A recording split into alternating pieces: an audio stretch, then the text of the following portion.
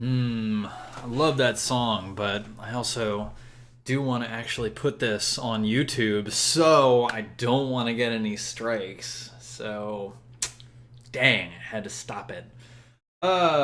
Good evening, everyone. So, I'm very excited, of course, to reiterate the announcement.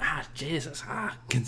It's Kiska, jumped up on my lap. I'm very excited to reiterate the announcement that, yeah, I'm going to be running King Arthur Pendragon this Saturday. Starting this Saturday, and every Saturday there since.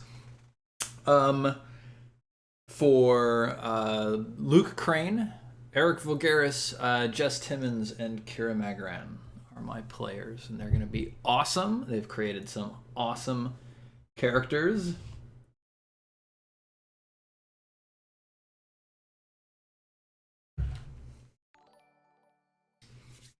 Freckled Wonder 90, thank you for the resub for 7 months. Psycho Clown just subbed with Twitch Prime. Thank you very much. Welcome to GM Chat. High fives for the both of you. Yeah. So, because I have a lot of stuff that I'm working on in the background, I wanted to spend some time prepping here.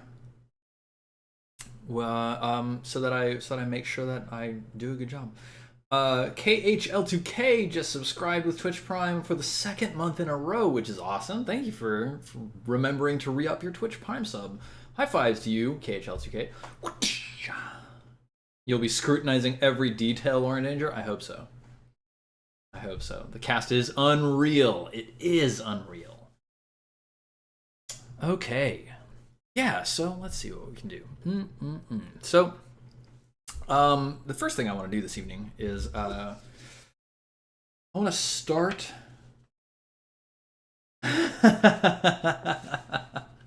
Rage Strike. What's going on, man? So Rage Strike just said, "How you doing, Steven? I haven't seen you since I hit you in the face on the roof of a bar." So this is hilarious. I was on the roof of was it the Hilton at TwitchCon, and Maggie was texting me, and she was like, Margaret Crone was texting me, and she was like, "Steven, where are you?" And I was like, "Oh, I'm at the roof of the Hilton." And she was like, "Oh, so am I. Where are you?" And I was like, "Oh, I'm over in the corner." And she was like, "Find the person who's waving their hand." And I was looking around. There was someone like waving their hand right next to me, and I was like, "What is this?" People are like waving their hands all over the place. So I walked a little bit, and a guy stood up and he hit me in the face. And it was Rage Strike, and the person who was waving their hand right in front of me was Maggie. It was awesome. It was really funny. Did I put my West Marches stuff on the DMs Guild? No, I didn't actually pursue that aggressively. Sorry. So that was really funny. All right, so yeah, we are starting the Great Pendragon campaign in the year 485, which is going to be a 2 or 3 part year. We're going to start with our players as squires. We're going to go through like the first session stuff, and the first session that they have in the book is adequate, but I don't like it as an adventure, so I'm going to be making up a new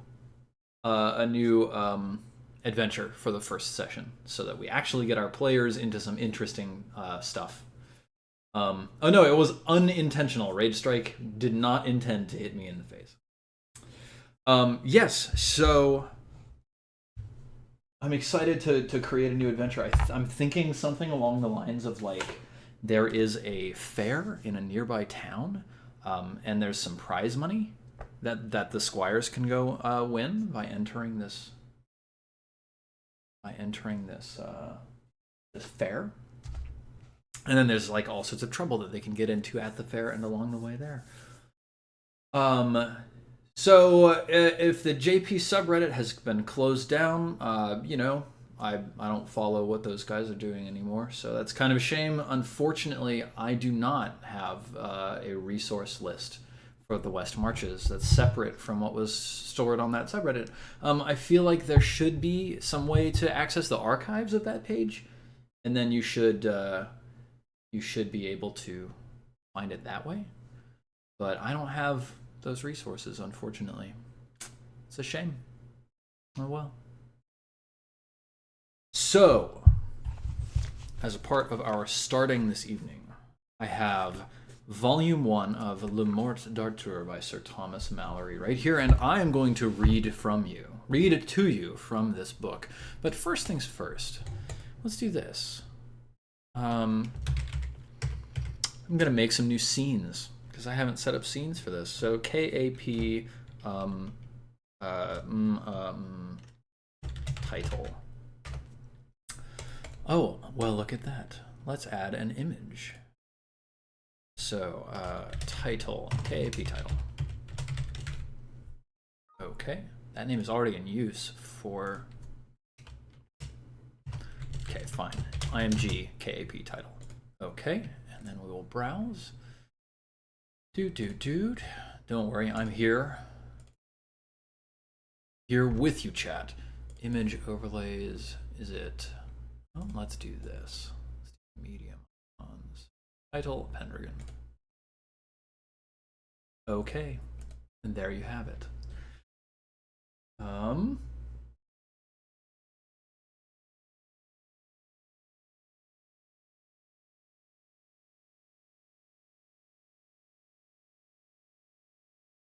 Yeah, I think that he got it closed down because he wanted it closed down. So, yeah. So, let's see. What is the other thing that I want? I want a timer on this page. Let's see. What is it? It's a text. Countdown. Okay. Then let's do this. I've already got it running, of course. So, let's say just 10. Start. Yeah, okay. Way up there. Bring this here. Oops. To do. Start. Now, I don't like that. I don't like that. How can I change the font? Maybe it's here. Yes, select font. King Arthur Legend? Yeah, that looks great. Great. Cool, so we'll do that, and then we'll do add this, add text, book title. And this is also King Arthur Legend, BHIJK. Yes. And the text is Book 1, The Fall of Uther. Beautiful. And then the color should be some of gold.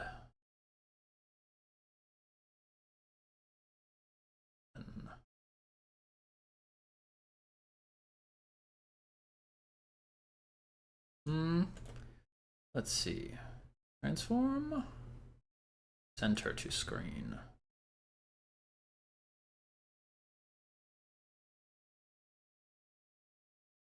Let's center again. EA. That also.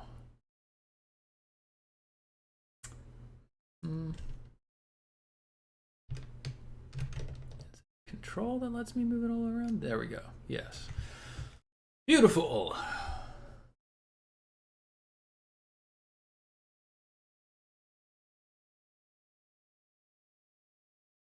I might find kumu.io. Oh, having an hourglass would be cool. Who did the design? This is Daniel Wagen, Visible Speech on Twitter, aka the dude who does a lot of the overlays for JP. Huh, interesting. I'll have to look into Kumu later. Cool. My hair is like a Disney princess now. That's fantastic. Okay, good. Let's go back to face screen. Nice.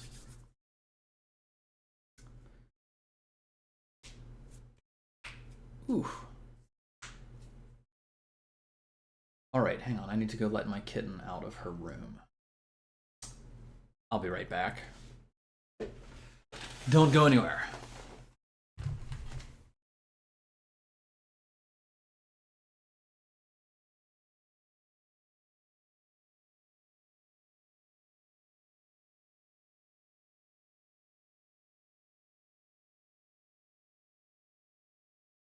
All right. So, now that we've got our title screen set up a little bit, chair hype. Now we've got our title screen set up a little bit. Let's kick this prep session off with a little bit of reading. I think that would be nice and fun. So this is from Lamort d'Arthur, Volume 1, Thomas Mallory, Book 1, Chapter 1. How Uther Pendragon sent for the Duke of Cornwall and Igraine his wife, and of their departing suddenly again. It befell in the days of Uther Pendragon, when he was king of all England, and so reigned that there was a mighty duke in Cornwall that held war against him long time, and the duke was called the Duke of Tintagel. And so by means King Uther sent for this duke, charging him to bring his wife with him, for she was called a fair lady, and a passing wise, and her name was Igraine. So when the duke and his wife were come unto the king, by the means of the great lords they were accorded both. The king liked and loved this lady well, and he made them great cheer out of measure, and desired to have lain by her. But she was a passing good woman, and would not assent unto the king. And then she told the duke her husband, and she said, I suppose that we were sent for, that I should be dishonored. Wherefore, husband, I counsel you, that we depart from hence suddenly, that we may ride all night unto our own castle. And in like wise as she said, so they departed, that neither the king nor his council were ware of their departing. All so soon as King Uther knew of their departing so suddenly, he was wonderly wroth. Then he called to him his privy council, and told them of the sudden departing of the duke and his wife. Then they asked the king to send for the duke and his wife by a great charge, and if he will not come at your summons, then may ye do your best. Then have ye cause to make mighty war upon him. So that was done, and his messengers had their answers. And that was this, shortly, that neither he nor his wife would come at him. Hey. So that, Then was the king wonderly wroth. And then the king sent him plain word again, and bade him be ready, and stuff him and garnish him, for within 40 days he would fetch him out of the biggest castle he had. When the duke had this warning, anon he went and he furnished and garnished 2 strong castles of his, of the which one hight Tintagel, and the other castle hight Terrabel. And so his wife, Dame Igraine, he put in the castle of Tintagel, and himself he put in the castle of Terrabel, the which had many issues and posterns out. Then in all haste came Uther with a great host, and laid a siege about the castle of Terrabel. And there he piked many pavilions, and there was great war made on both parties, and much people slain. Then for pure anger, and for great love of fair Igraine, the king Uther fell sick. So came to the king Uther Sir Ulfius, a noble knight, and asked the king why he was sick. I shall tell thee, said the king. I am sick for anger, and for love of fair Igraine, that I may not be a hool. Well, my lord, said Sir Ulfius, I shall seek Sir Merlin. I shall seek Merlin, and he shall do you remedy, that your heart shall be pleased. So Ulfius departed, and by adventure he met Merlin in a beggar's array. And then Merlin asked Ulfius whom he sought, and he said he had little ado to tell him. Well, said Merlin, I know whom thou seekest, for thou seekest Merlin. Therefore seek no farther, for I am he. And if King Uther will well reward me, and be sworn unto me to fulfill my desire, that shall be his honor and profit more than mine, for I shall cause him to have all his desire. All this will I undertake, said Ulfius, and there shall be nothing reasonable, but thou shalt have thy desire. Well, said Merlin, he shall have his intent and desire. And therefore, said Merlin, ride on your way, for I will not be long behind. So, there you have it, the start of King Arthur. Now, of course, we start a good number of years before this. This all goes down. Let's take a look. Let's take a look at the Great Pendragon campaign itself. This all goes down in the year 490 something or other. Maybe 494. Let's take a look. 490. Yes, 490. Spring Court. Court is held at Warwick in Wurensis.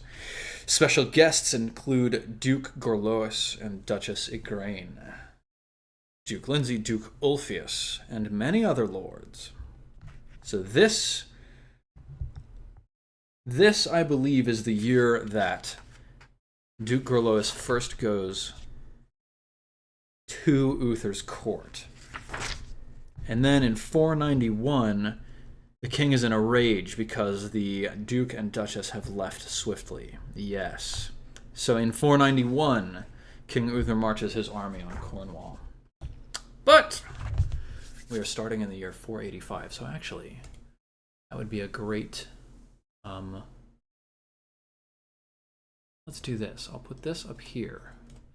And then down here, I'll put a new text. Add... can I duplicate this? Rename, remove, order, transform, scaling, filter properties, add... nope. Okay, add text. This is a year. Let's prefix with txt, year. Again, King Arthur legend. Text is 485. Very well.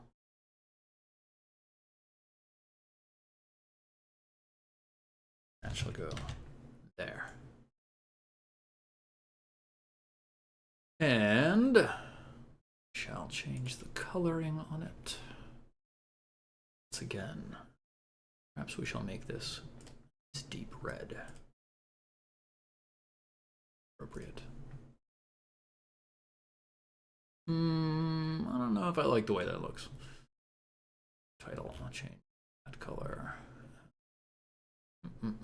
Select. Wait. Add. There. Select. Okay. That. Now let's take the year. We'll make this be the same color. Very well. Should I put year 485? Year colon 485? Probably it should be smaller than the fall of Uther.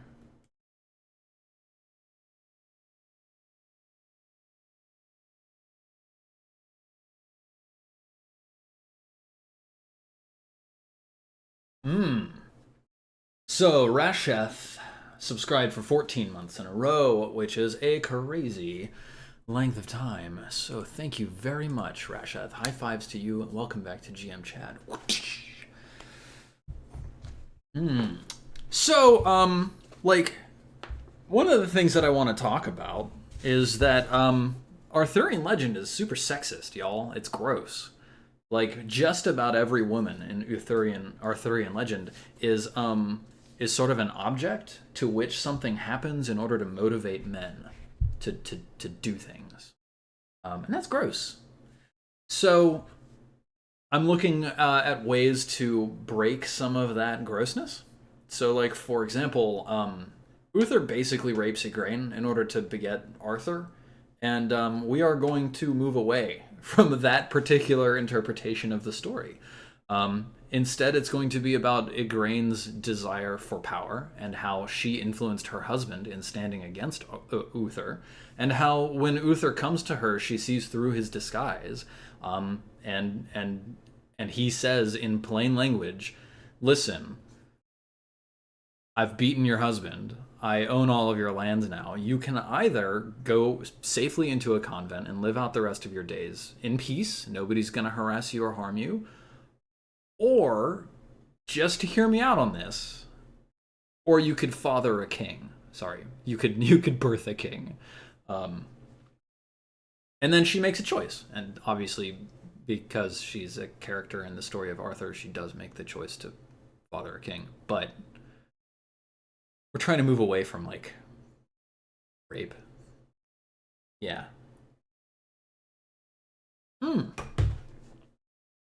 So along with that, men and women can both be knights, and men and women can both be people who are reserved back at home in order to take care of the lands. What I call stewards. So your children, your offspring, when you birth them in King Arthur Pendragon, you're going to roll a random die, and your child, no matter their gender, they will either be a knightly character, and they will be a stewardly character. And of course, knightly characters are the ones that preserve your family line. So if you have a daughter and she's knightly, then that's the next character you could potentially play. That's the next character that's going to preserve your family line, your family name. She's going to marry some guy who is a stewardly guy who's going to stay at home and take care of the house and kids while she's off adventuring. So these are some of the ways that we are going to unfuck the sexism of Arthurian legend. And I'm really interested because our characters have a lot of really great stuff in store that tie into that a lot. So that's really great. Hi, Patricia! Hi! Thank you for coming by my chat. Cool. Let me log into the Great Pendragon campaign over here. So who do we have? Y'all are getting some spoilers here. We have Eyvind, who's played by Jess, whose grandmother, Elidis, died of an unknown cause in 439, some 40, 50 years ago. She vanished in the forest, and the rumors within the family was that she was absconded by fairies. Yes, her father fought in the Battle of Windsor and died. Battle. His father. Eyvind is a he. And he is, let's see. Take a look at his character sheet here. Maybe I'll do this. Pull this over here. Oh shit. Check it out. What is going to happen? Window screen. Check it. Yes, Eyvind. A decent amount of HP, but the most interesting thing, of course, are the traits. Eyvind is energetic and valorous. Those are the two traits which Eyvind is known for throughout the realms. Though, Eyvind is also very suspicious, moments away from becoming renowned for suspicion. Chivalry bonus becomes active at 81 points, not 96. Yes. So that's Eyvind. And then we've got Nidian, who is Eric Vulgaris's character. Nidian's father fought also in the Battle of Windsor, but died gloriously, saving someone from certain death. Maybe Uther, in fact. And now Nidian is working to live up to his father's name. Nidian has personality traits out the wazoo. Nidian is extremely chaste, extremely generous, extremely just, extremely merciful, extremely modest, and extremely temperate. So we're going to have to find ways to play with those things in the first session. So let me see. I'm going to actually start writing some of this down. I'm going to take notes on my notepad because writing things down by hand helps them stick in my head a little better. So hang on, I'll be right back, and I will continue this preparation.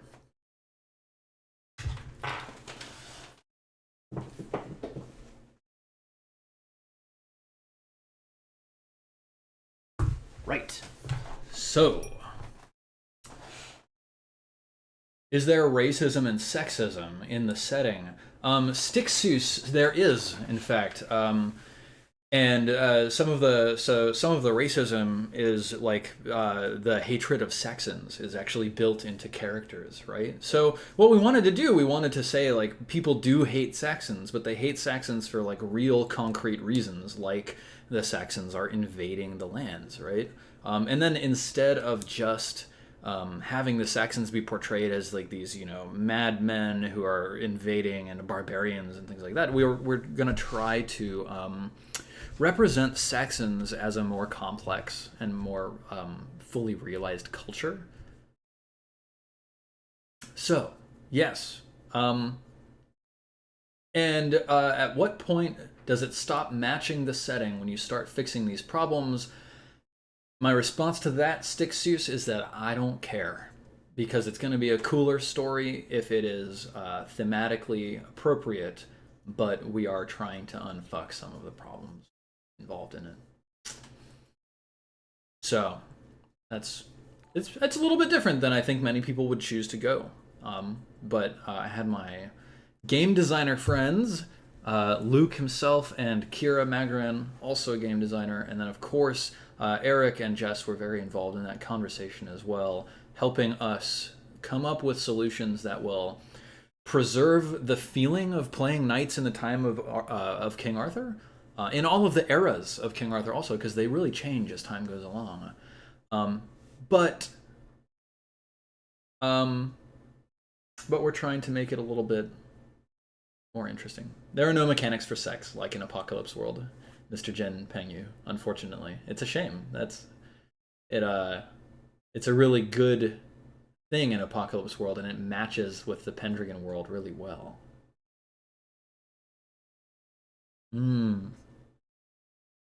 Okay, so let's see. I'm gonna turn the page here.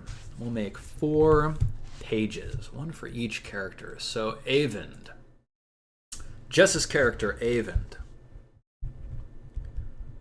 Edmundson.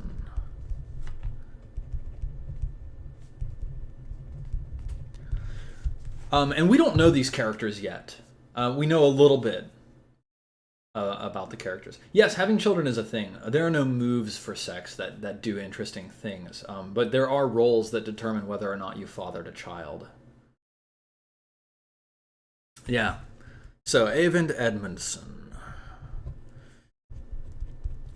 played by Jess Silden. So, traits 16 plus for Eyvind are energetic, opposed by lazy.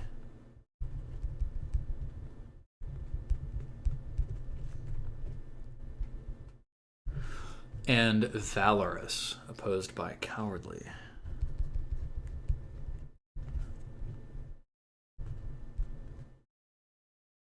So the way to really test those is to put Eyvind in situations where being energetic is considered a bad thing, or where being valorous is considered a bad thing. Those are pretty tough. What else could we see? What else might be interesting? So the other interesting thing about Eyvind is that Eyvind has this family history of fairy lore, because his grandmother was carried off by fairies. Recognize dancing, awareness, dancing, fairy lore, hunting, recognize. So let's see, skills. Awareness, dancing,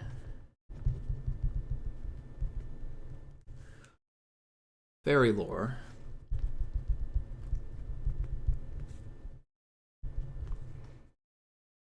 hunting, and recognize. Okay.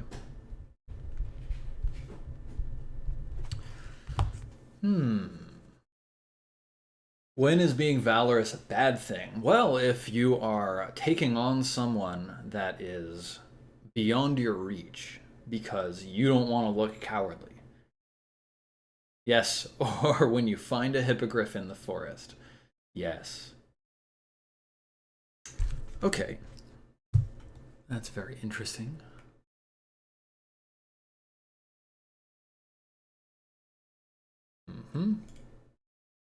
Whole family, yes. His grandmother, Illidis, taken by the Fae, disappeared. Edmund, his father, a landed knight who married moderately well and was killed in the Battle of Windsor. And we don't have a manor yet. We'll have a manor soon.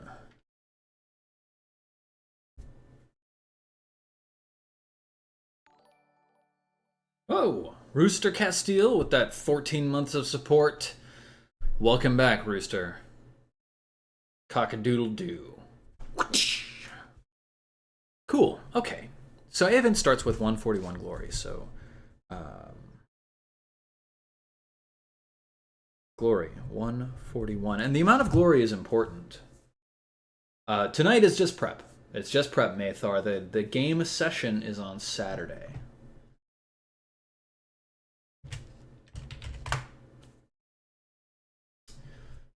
Yes. Yes, there's cowardly to energetic. Wait, cowardly to valorous and energetic and lazy. So then our second character, and the reason I'm digging through these is because the things that they are interesting, the things that are interesting about them, will be things that I press on.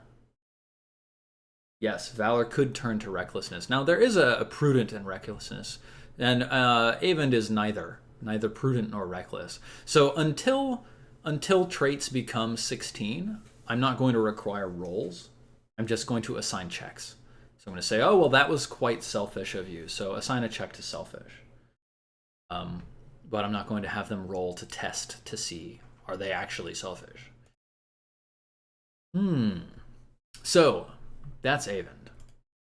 Nidian. So Avond is, what, a Kimric knight, I believe? Yeah, Kimric pagan knight. Pagan. And then we've got Nidian. Glory is 238. Starts with quite a lot. 238. Played by Eric Vulgaris.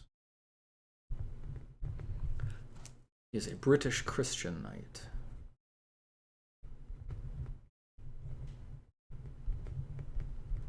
In fact, a very devout religious knight.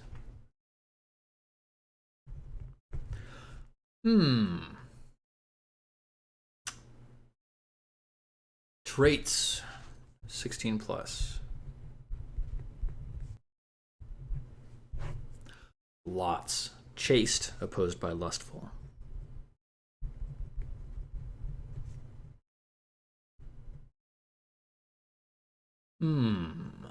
Generous.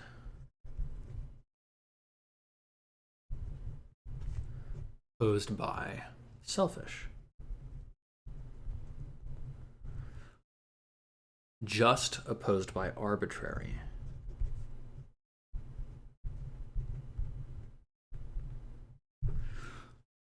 Merciful, opposed by cruel.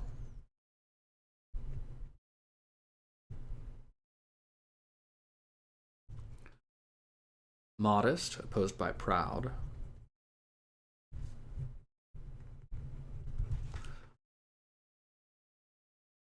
Temperate, opposed by indulgent.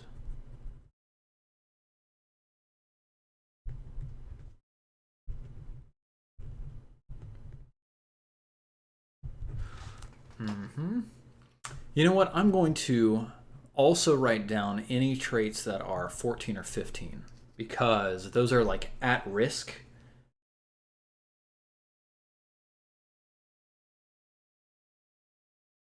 Let's see. So I'll do skills first and then we'll go back to at-risk traits.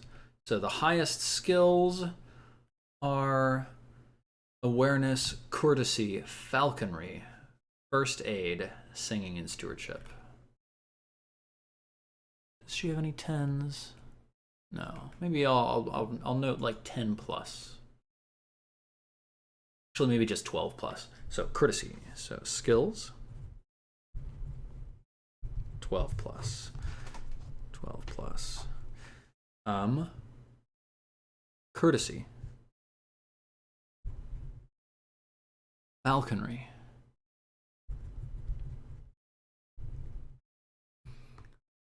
Courtesy, falconry. stewardship.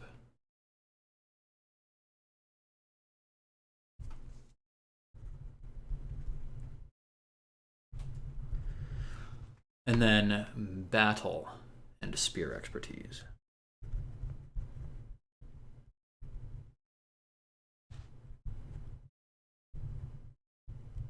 So battle skill is the skill that you use for leading troops on the battlefield.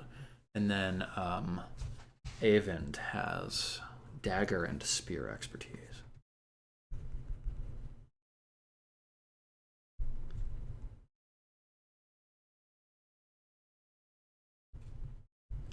Let's go back and traits 14, 15.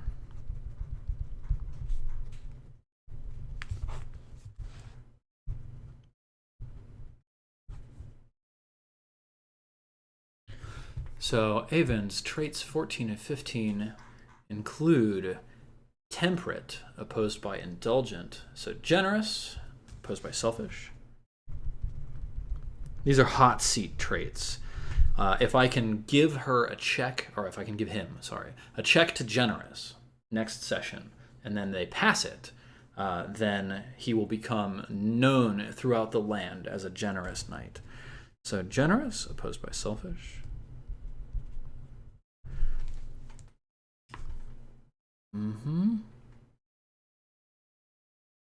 Temperate, opposed by indulgent.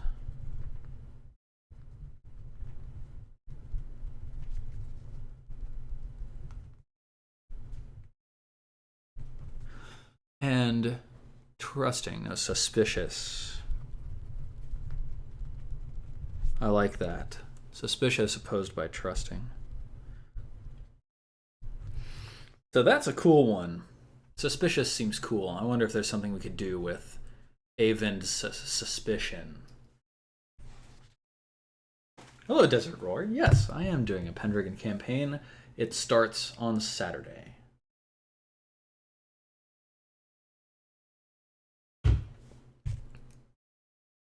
So, hot seat traits for Nidian. Energetic.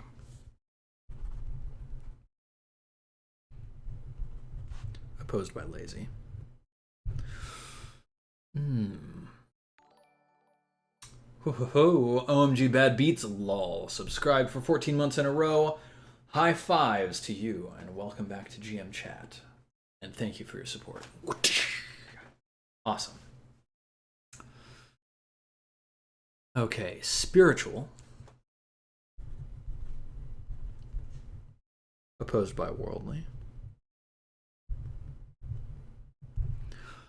And then that's it. Which is good because Nidian already has a ton. Cool. Skills, people. Yeah, so the background was about yes, his great-great-grandfather, his grandfather died in garrison duty, killed by raiders. His father fought in the Battle of Windsor and died gloriously. Let's see what that means. So, hang on. So, family. I'll put that family section down here. Family, grandmother, stolen by fairies.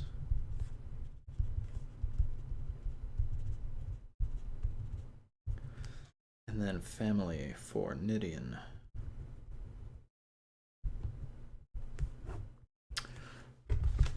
Let's take a look.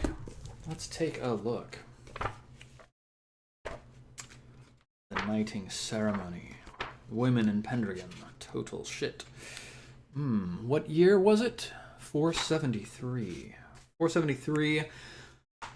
The Battle of Windsor. The Saxons, confident of victory, march into the Thames Valley. King Aurelius Ambrosius raises an army to resist, but loses the battle in a major Saxon victory.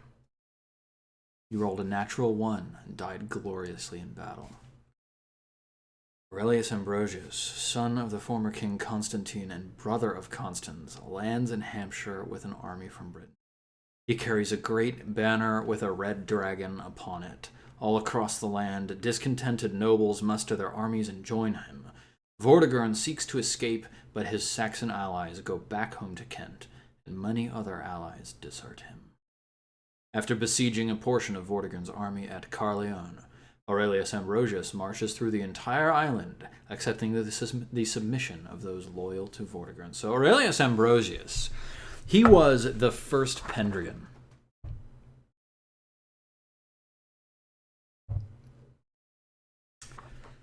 Marches with Uther. When does Uther come onto the scene? Oh, his younger brother, Uther. Aurelius Ambrosius' younger brother. All right, so that's what happened. Nidion's father took an arrow to the chest that was meant for... not an arrow, it took a lance to the chest that was meant for Uther himself. That's what happened. What was his father's name? I don't believe it was on here.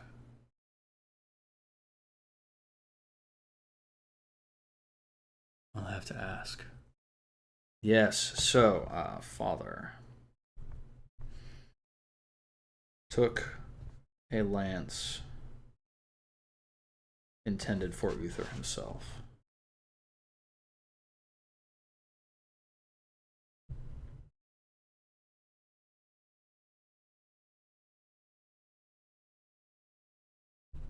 And slew the knight.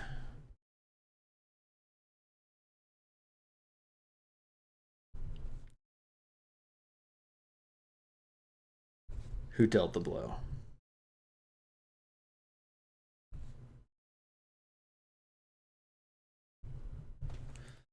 Awesome. Hey, Trippy108. Backgrounds are year by year, and they're rolled. They are rolled. Very nice. That was Avend Nidion, who is Eric Vulgaris. Grog Monster, link me to that, please. Please do. Please do. Because we looked in the books, and in the books, it was all 81. So we were surprised that the character sheet for Roll20 was saying 96. Very well. Dwinwyn. Dwinwyn, our first female knight. Woman knight. Dwinwyn. Kira Nancy. Glory. Starts with 144.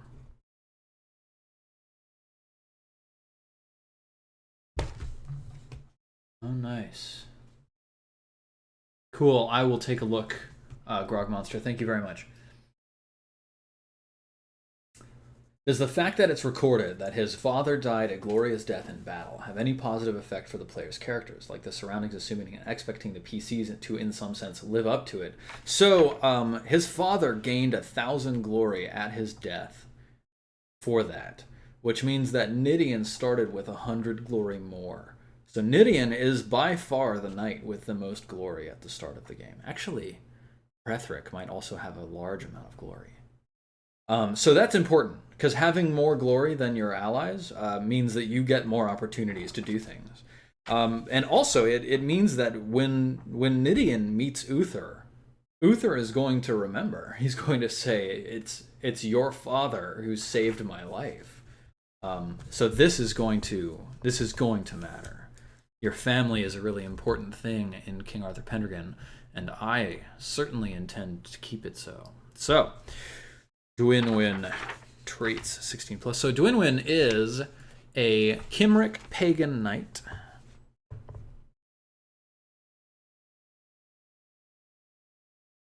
So the Cymri are they're the dominant culture. The bog standard knight is a Cymric knight. Pagan, age 21, glory 144, traits. So let's see. Dwynwen is a woman. Avend is a man. Nidian is a man.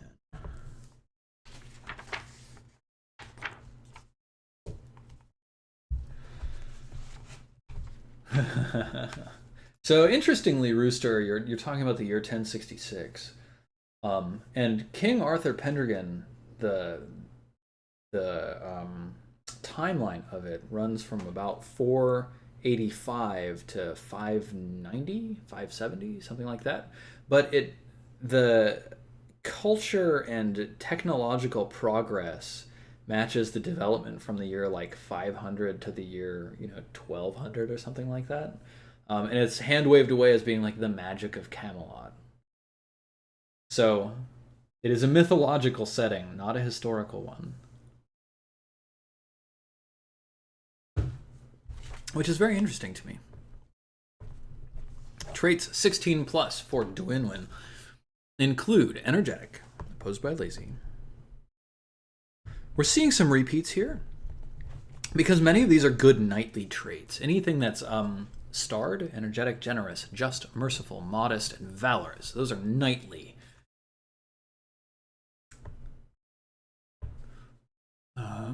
Energetic, honest, opposed by deceitful.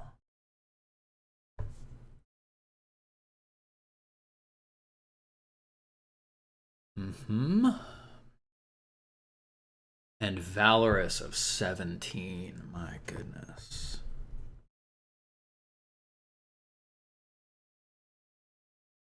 So all the land, all the realm knows of Avend as a generous, as an energetic and a valorous knight. All the land knows of Nidian as chaste, generous, just, merciful, modest, temperate. He is really living up to his father's good name. Dwynwen, she is known as energetic, honest, valorous. These things have earned her praise prior to play. Her skills, 12 plus. First aid, look at that. But that's it. Courtesy, fairy lore. First aid, flirting. Flirting, good. Skills. I might want it to be 10 plus. 10 plus. Let's do that. Skills 10 plus include courtesy, fairy lore.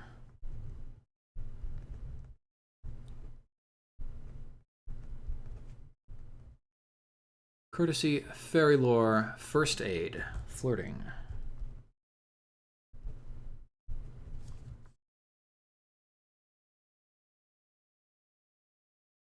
I think Dwynwen is going to get some tail. Battle, horsemanship, and sword.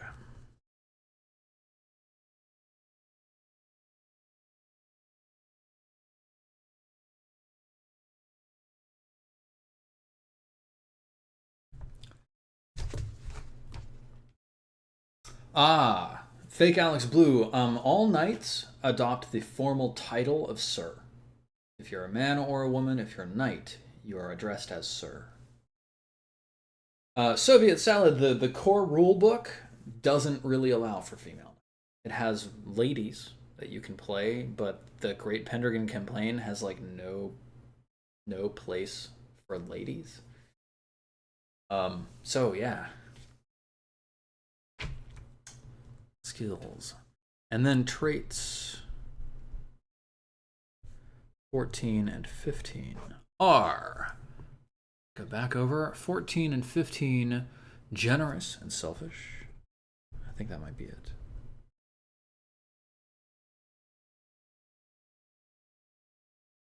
Generous, selfish, 14, 15. That's it. So the hot seat trait for Dwynwen is generous. If there's some way that I can cause Dwynwen to show her generosity. So Dwynwen, she comes from a matrilineal knightly family. So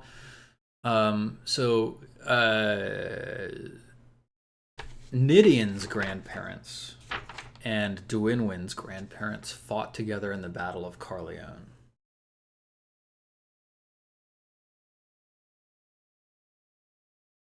Dwynwen's family is not super fantastical, other than, of course, the fact that it's her mother was a Justikar, a knight and an officer in Salisbury.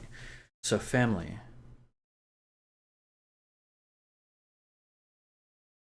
Mother, Justikar of Salisbury. Oh, Beard for the win, 13 months in a row. Thank you very much. High fives, and welcome back to GM Chat. Awesome. They're a family of natural healers. Yes. Character sheet. Yep. Okay, cool. I think that's it for our Kimric Pagan, let's see, matrilineal family.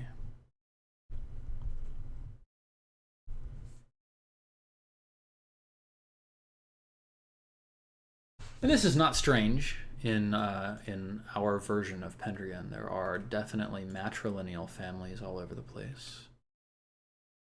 Okay, so our fourth and final player is Luke, playing Hrethric, the Saxon.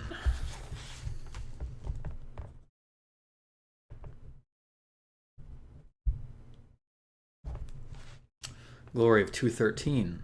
Solid number. Certainly strong.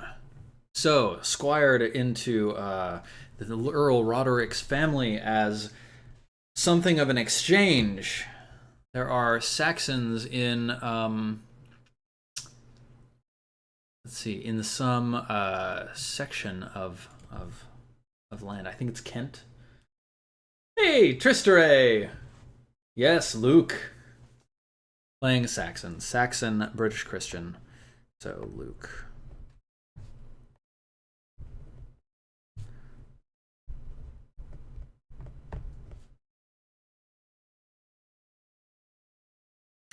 Let's see. About Hrethric's traits.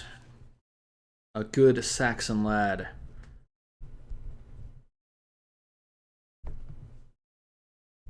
+16. So, energetic. Of course, as all knights should be.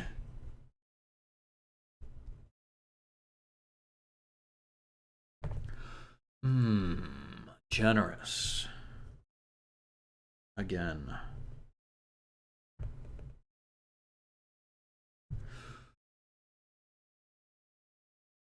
Modest.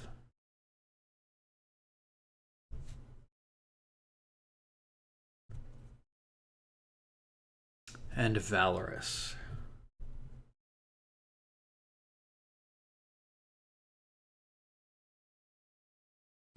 And then let's go to skills, 10+.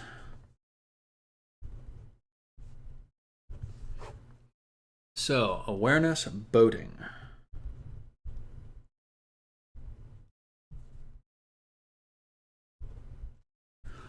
Awareness, boating, courtesy, falconry.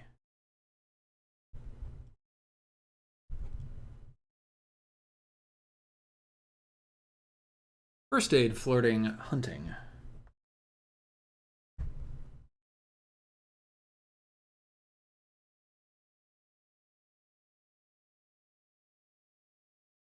First aid, flirting, hunting, and stewardship.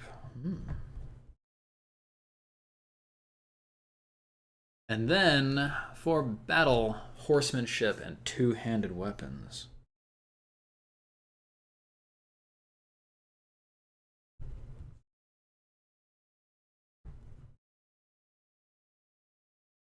Great stuff.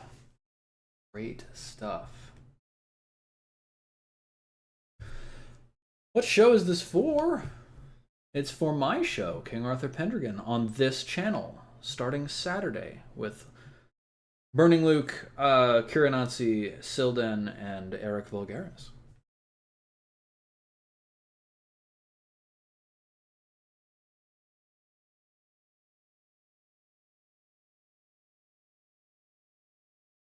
Good, yes. Skills, traits, 14, 15.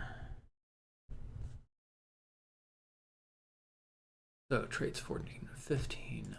Hot seat traits include none. He has no hot seat traits. So really, it's like honest, spiritual, prudent, temperate, like, you know, or worldly, reckless, and indulgent. Interesting. Family. Well, first of all, he's a Saxon.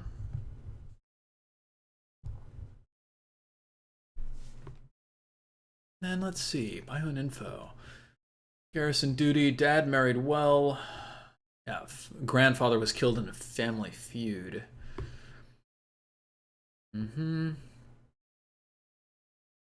Yeah, dad didn't have a whole lot of fancy things happening for him. He only died 5 years ago when poor Hrethric was just 16 years old.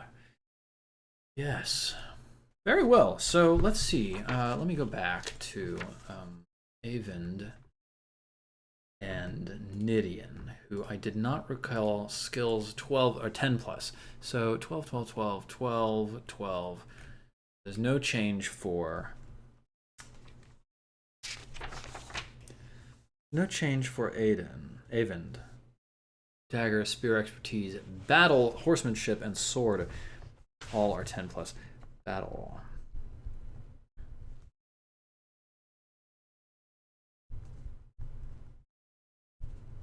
And sword. Not bad. Hi, HBeads99.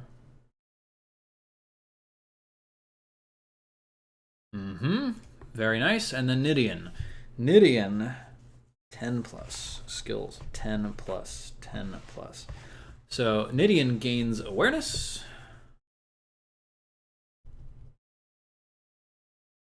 I'm just making sure that I know what these characters are doing. First aid. These characters are built to do singing. And then horsemanship and sword.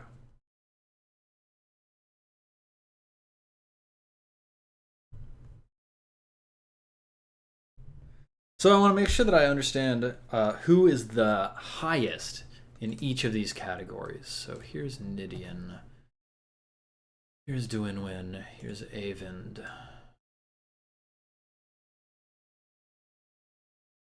And here's Hrethric. So skills. Let's go to traits. So traits. Here. Traits. That. There we go. Traits and traits. Okay, so...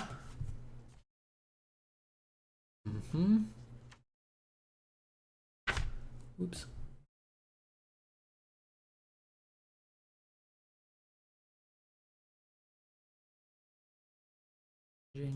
Things so they match internally. Okay, so Eyvind.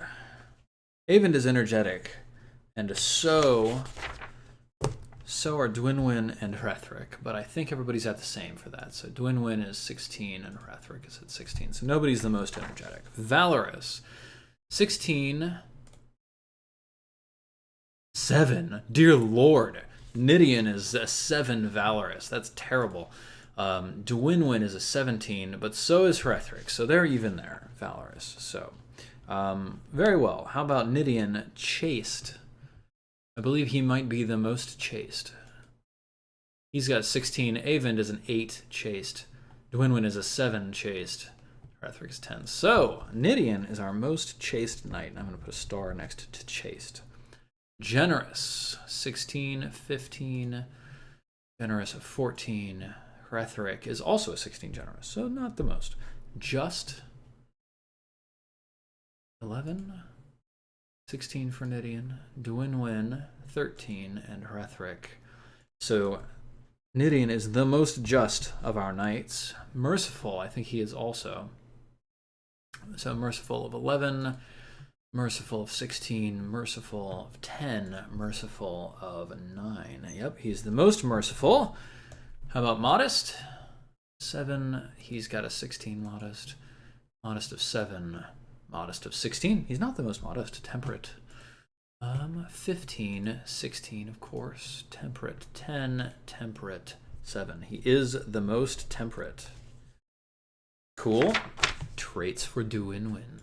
Duinwin has energetic, which we already know. She is not the most. Honest, which she may very well be. So, 13, 8.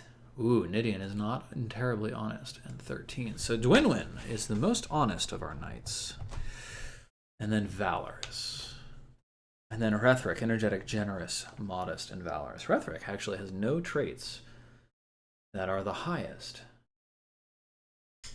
Could male children always become stewards in the original rules? No, fake Alex Blue. That was not. They were considered ladies.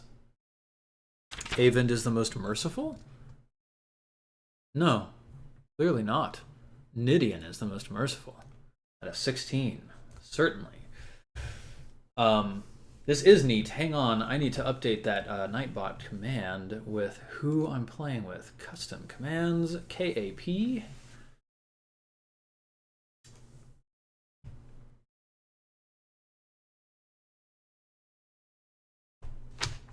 Players are Luke Crane, Eric Vulgaris, Kira Nancy, and Silden. Perfect. And now the command can take care of it for us. Boom. Cool. Yes, how about skills? Let's take a look at skills. And the reason that I'm doing this, just so that y'all know, is because when I know what each character is good and bad at, then I can like do interesting things for those characters and create interesting challenges for them explicitly. So, yeah, awareness. I believe Avend is the most aware. Even though Rethric is also aware. Awareness of 15. Oh no, Rethric has the most awareness.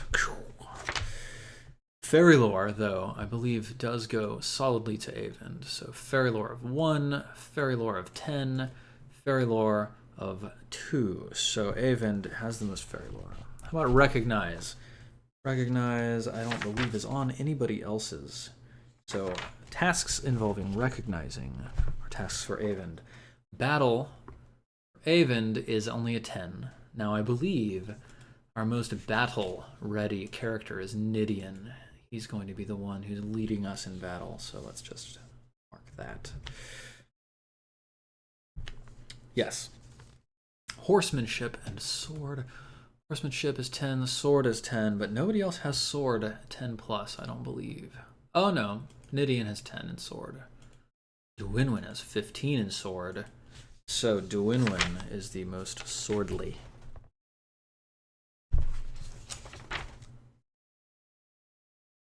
Mr. Jin Pengyu, this is going to be the entire King Arthur Pendragon campaign, ideally. I am mixing names and Twitter handles, it's true.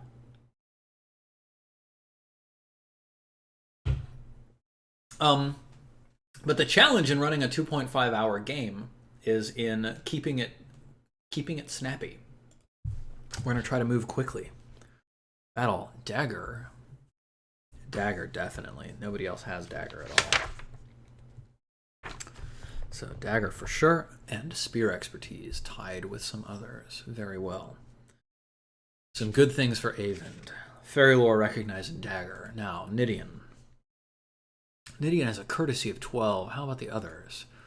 Courtesy 10, courtesy of 12. Okay, so tied with Rethric. Falconry, however, of a 13. 7, 13, 3. Falconry, 12. Nidian is the best falconer. Stewardship of 12. I think that beats out Rethric as well. I think he's only got 10. Yeah, okay. So here we have a knight who is more of a steward. And first aid. First aid is at 15? No, okay. First aid goes to Duinwin. whose family is skilled in first aid.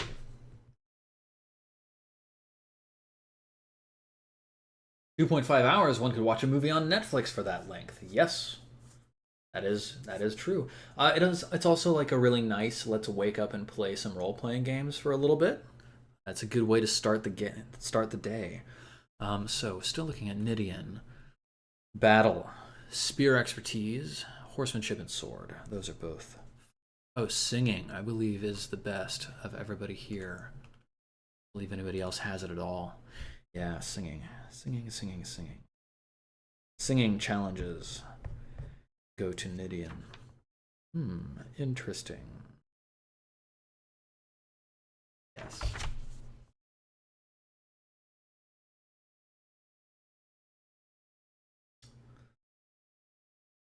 You feel like Eric might have read the rulebook? He absolutely did.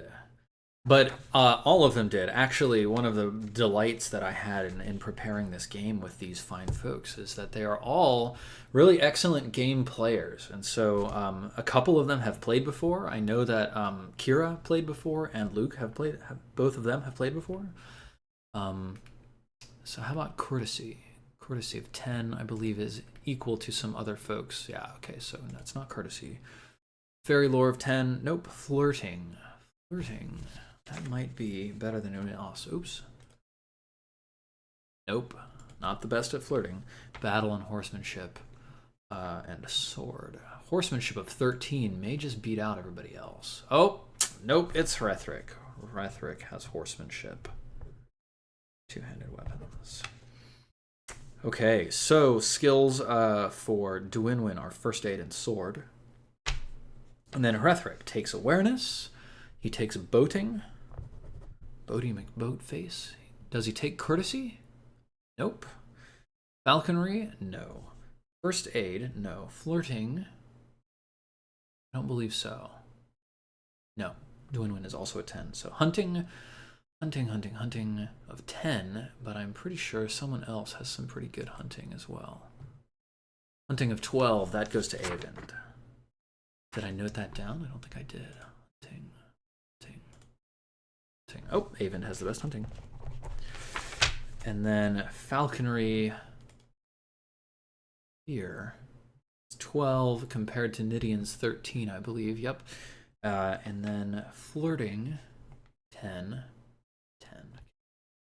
Hunting stewardship. Stewardship is 10. But I think Nidian took stewardship, didn't he? Yeah. Okay. Cool. So awareness, boating, horsemanship, and two-handed weapons. They're the best. Nice.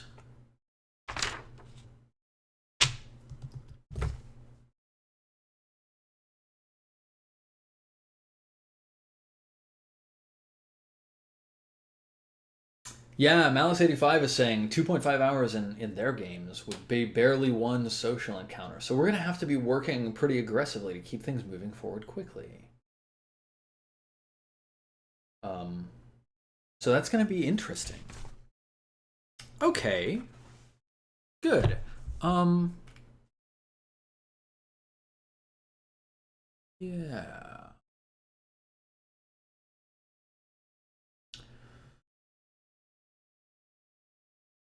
So, chat, what's standing out to you all as interesting about these characters so far? What do you all want to see about them?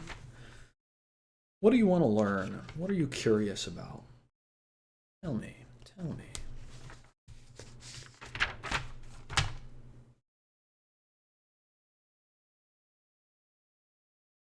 Can the PCs ever assume a noble title beyond or other than knight?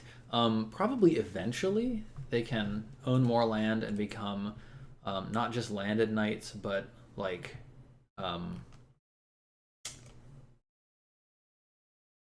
higher ranking noblemen.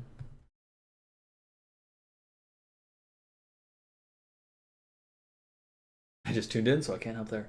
You want to see the point where they break their principles. Yes.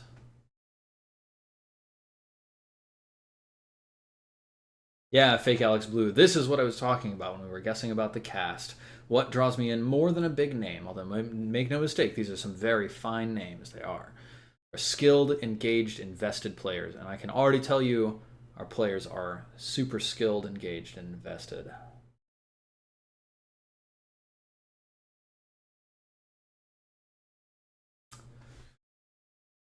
Oh, Shadzar, you've been trying to find my stream since Exploding Dice interviewed me. That's awesome.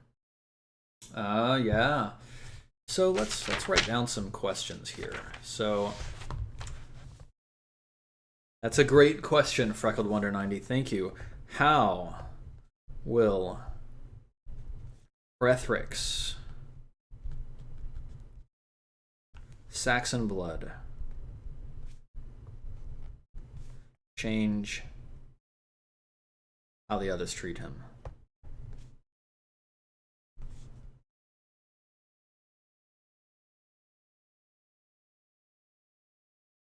Now remember, he's one of the good ones, right?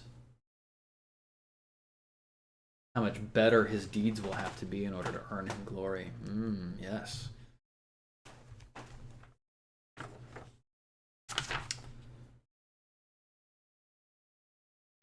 More of the world, more of its people and its humanity. Yes.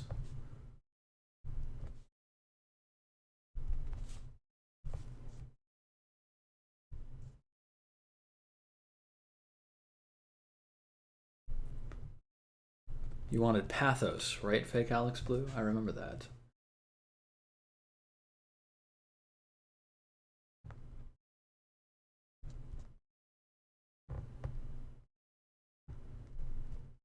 And if there is any one game that is built for pathos, it's King Arthur Pendragon.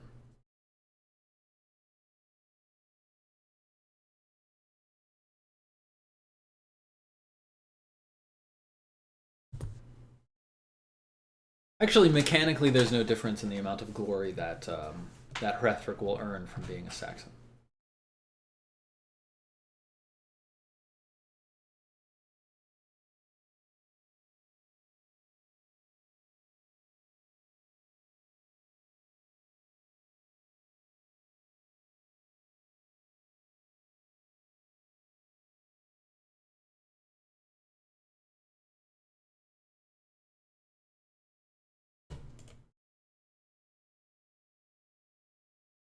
More fairy.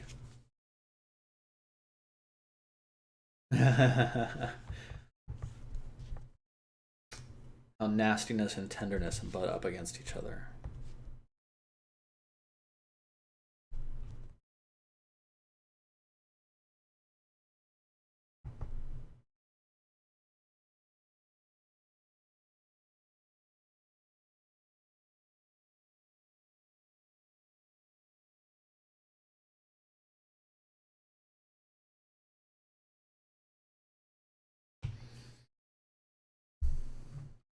More fairy.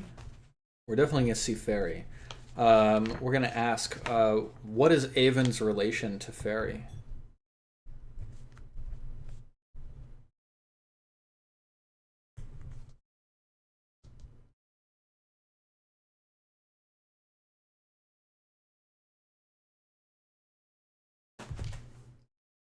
How long do I plan to stream? About another 45 minutes, Grog Monster.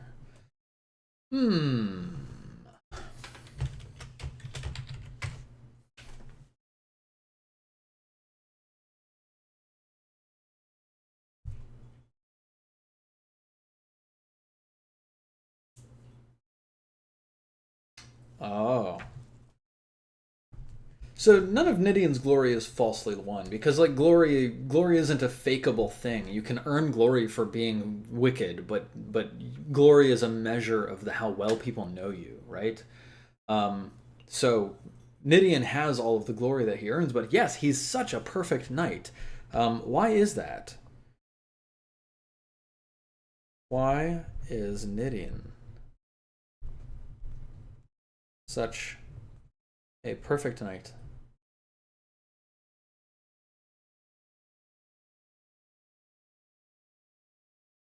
And how does he feel about it?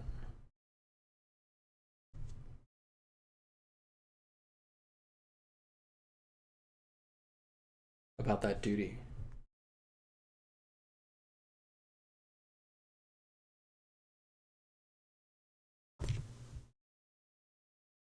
Hmm.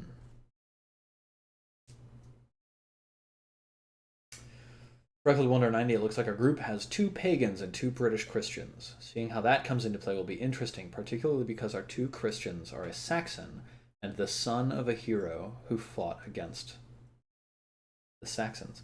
Yes, Rethix, glory is related to the good deeds that knights always do, yes, but it's fame or infamy. It's either. It's both. Mordred was a knight with a large amount of glory. Well renowned despite his infamy. Glory is also experience points. Yes. 2 pagans and 2 British Christians.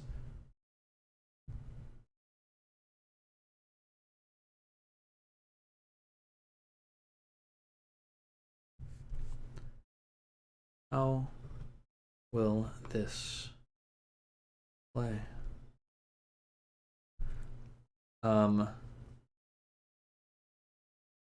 Christians are a Saxon and son of anti-Saxon war hero.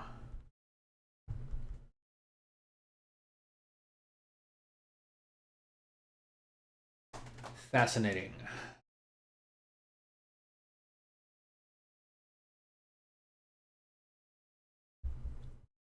And yes, this is the paganism of Arthurian legend. So it's Druidism and Merlin. Merlin is pagan. Yeah, so good. Failure hunting, recognized dagger. Falconry, stewardship, battle, singing. First aid, sword, awareness, boating, horsemanship. Got 2 people who are decent at hunting, right? No, hunting is Avend. Very well.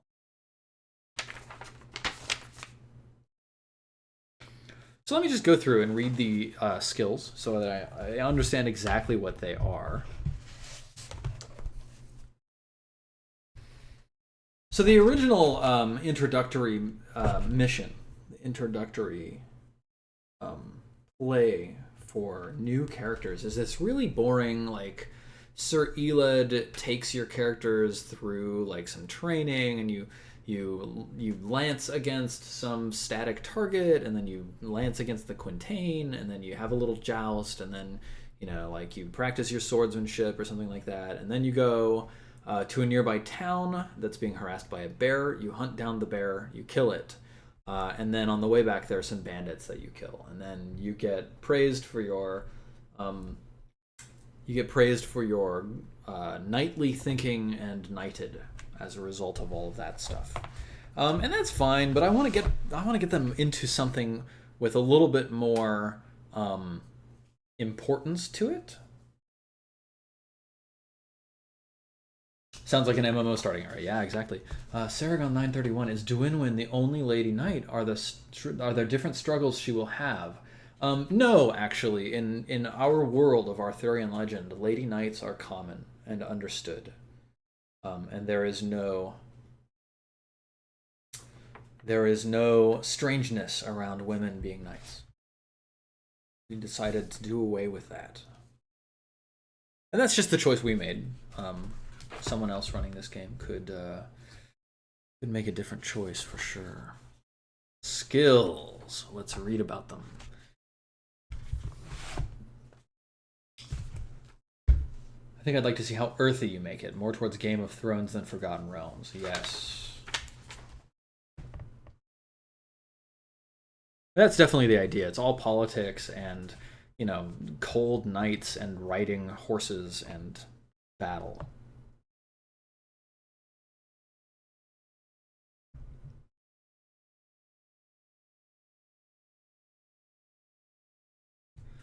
Cool. Skills. Fairy lore, hunting, recognize. So, Fairy lore quantifies how much Knight knows about the mysterious ways of fairy and the invisible world of the other side. It may be used to identify a particular type of fairy that was sighted, to recognize a fairy encounter as such, or to aid communication with the inhabitants of the fairy realm. This is something that Avent can do very well. Every character in Pendragon is superstitious to some extent, and this is expressed by the starting skill value of 2. This minimum means that all characters know common legends. For example, person in King Arthur's Britain know that a lone fairy probably intends harm, while a band of fairies may not. Everyone knows that whenever something uncanny occurs, it is due to some elf or fairy, and anything strange that is not immediately recognizable as the influence of fairies is quite possibly made by them as well.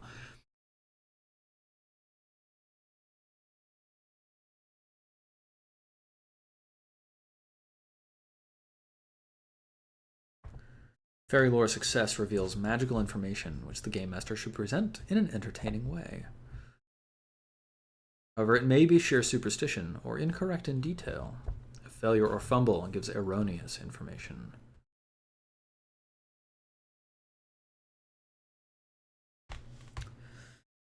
Very well.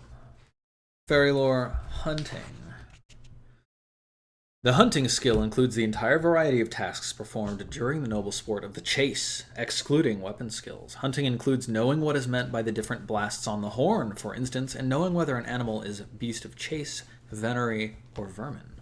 It includes the care of hounds, as well as an understanding of their methods of hunting and the meanings of the various cries and barks, tracking the spoor and identifying beasts from it, knowing the best way to kill each beast quickly, and the skill of cutting it up properly afterwards, so everyone, from hounds and dog boys to the sponsor, gets their correct share.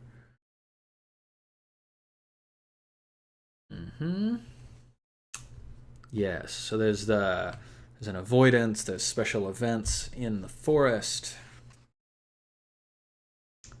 Right, so I'm going to have to look over the hunting rolls, because we're going to have to go on a hunt in the first session for sure. Let's see. Bear, bull, boar, wolf. We'll probably hunt a bear. Sure. Maybe it'll be a fairy bear. Hunt a bear? A fairy bear?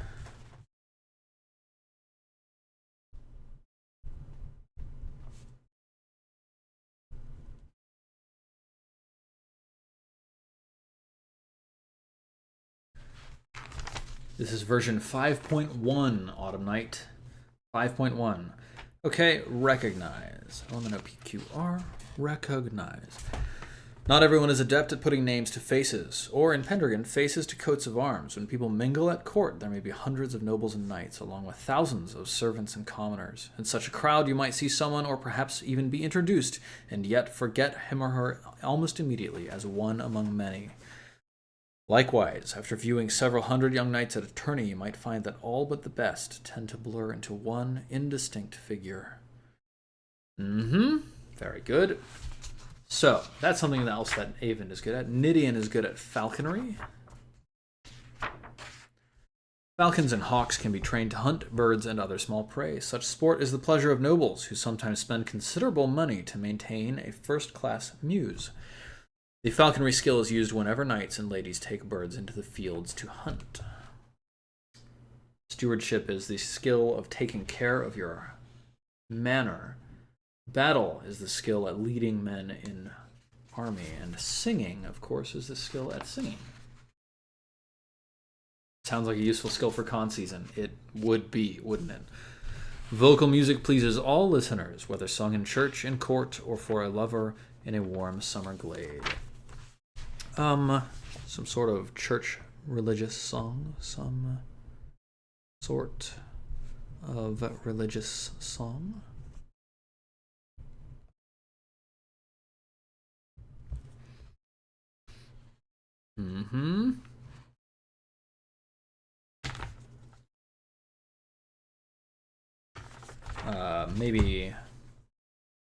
Maybe a religious sponsor.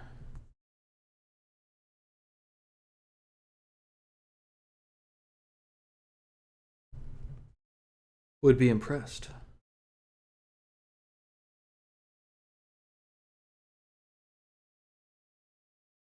By a religious song.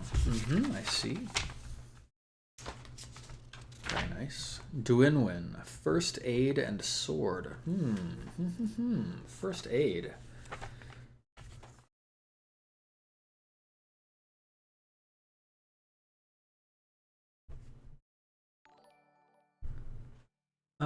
Maybe this bear attacks somebody at the fair.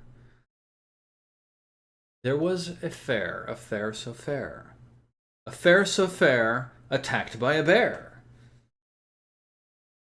What kind of bear? A fairy bear. A fairy bear attacked the fair. Oh no! A fairy bear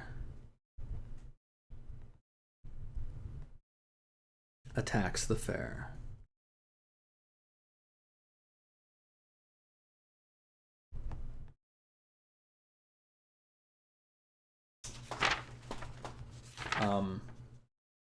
And gives a scare to a lady fair. Obviously.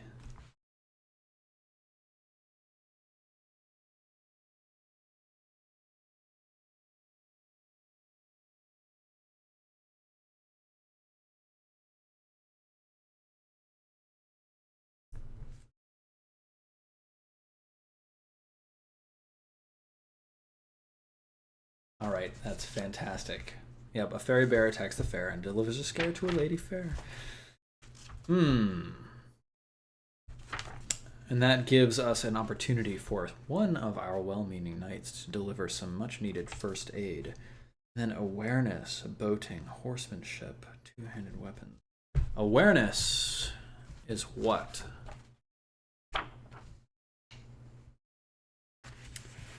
Use this skill when a knight is listening for a sound, trying to spot a hidden pict or discern some other hidden danger, or otherwise draw some sensory information from his or her surroundings. Measures the character's attentiveness to his immediate surroundings, using both his 5 physical senses and the mysterious 6th sense.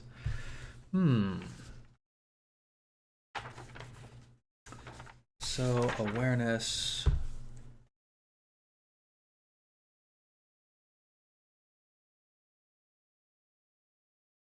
Awareness of lowlifes.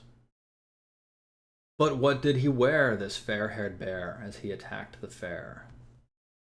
Was he bland, or did he have flair? Awareness of lowlifes.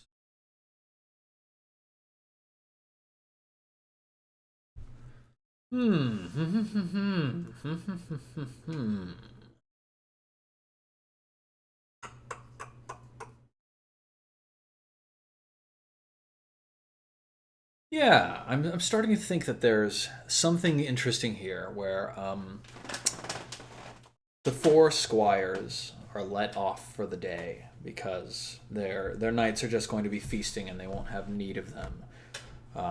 And so they're told to go to a nearby town where a fair is being held. Look at this. Let's create a new page over here.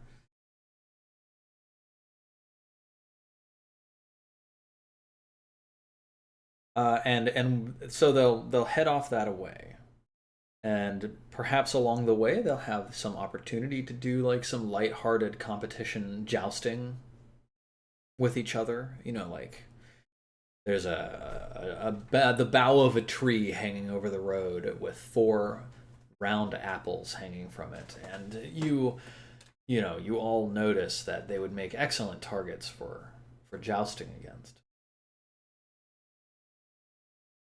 I don't know, it's kind of boring. Dare I say he was bear? A bear there was, a bear. All big and round and covered with hair. Okay, fair prize money. So, I feel like... Let's see if there are any important characters coming up in the coming years that we should maybe introduce. He's got here. I'm gonna put this right there. Yeah, it's terrifying, isn't it? Okay, so in the year 485, court is held in Leicester. at Leicester in Lindsey. Special guests at court are Sir Madoc, son of Uther, and Duke Lucius of Caerculun.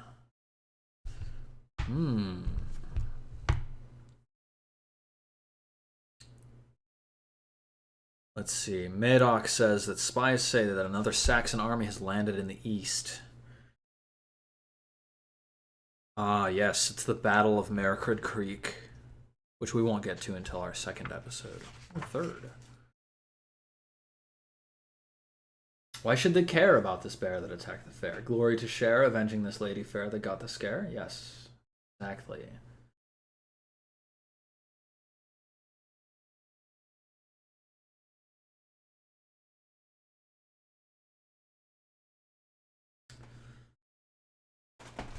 Rastius.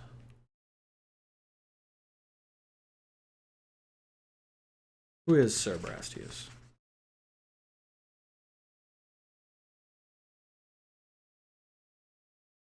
And who is Sir Ulfius?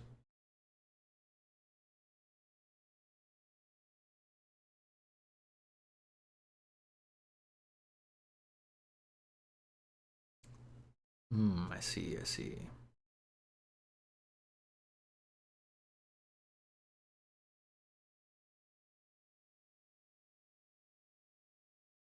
Uther summons his army to meet at the city of Salisbury in early summer. Earl Roderick comes with all his knights, including all the player knights. So Earl Roderick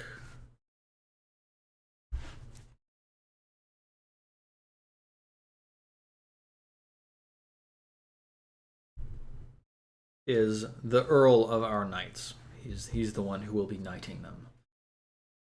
And then Sir Eled.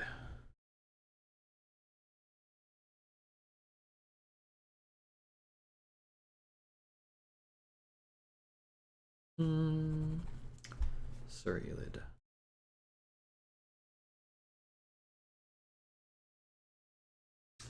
Farewell, Grog Monster. Thank you very much for joining us here today.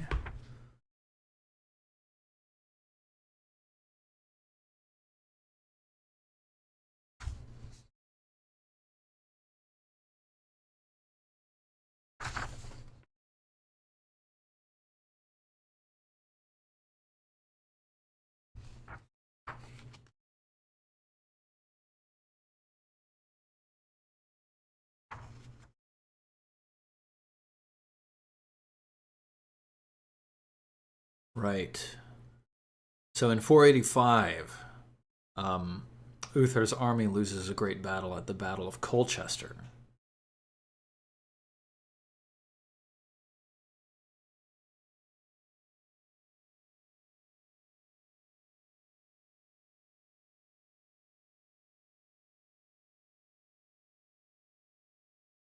Sir Lycus, Sir Bar, and Sir Leo.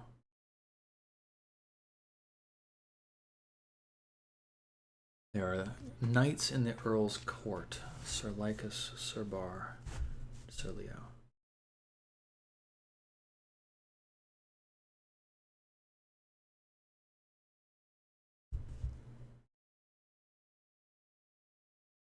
So let's see. Sir Elid is going to be a woman. Sir Lycus be a man. Sir Bar will be a woman. Sir Leo, a man. Perfect.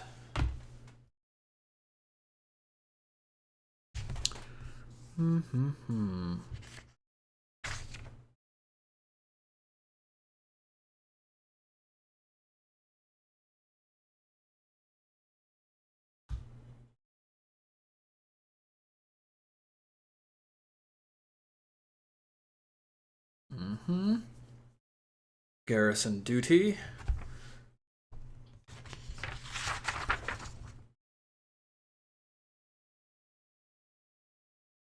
Uther is unhappy. So basically, the first few years are just fighting against the Saxons.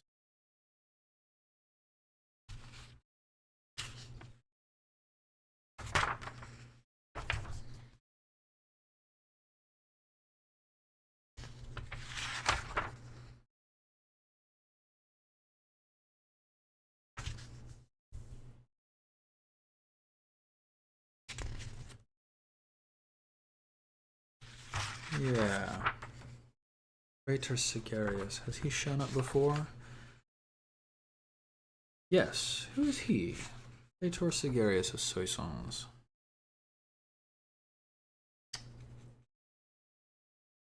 Oh, Sigarius is offering half the treasury of the Frankish king to Uther if the army can take Paris, but Uther doesn't want to spend a long time on the continent.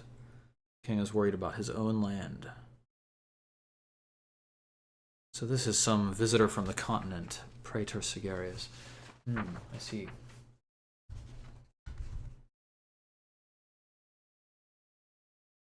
Fascinating, Captain.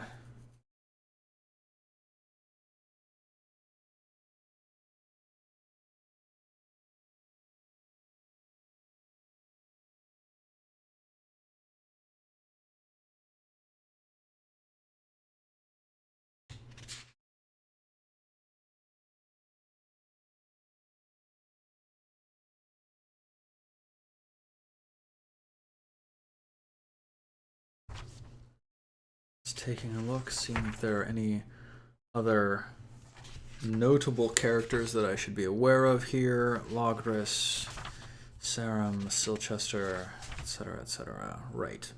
Not really. Not really. Very well. Let's take a look at the starting adventure here.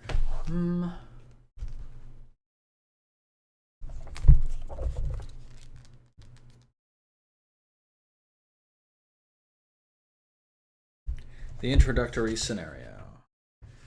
First players. It's interesting now that I have a great deal more experience running role-playing games. It's interesting how little there is in here that's important. So, for example, it tells me nothing about Sir Elid.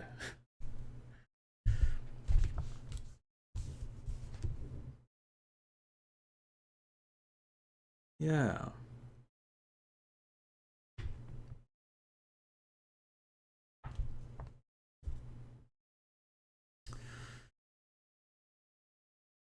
The squires are at Vagon Castle.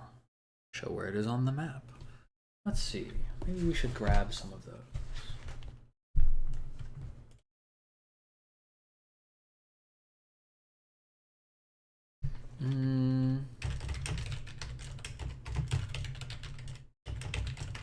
King Arthur Pendragon.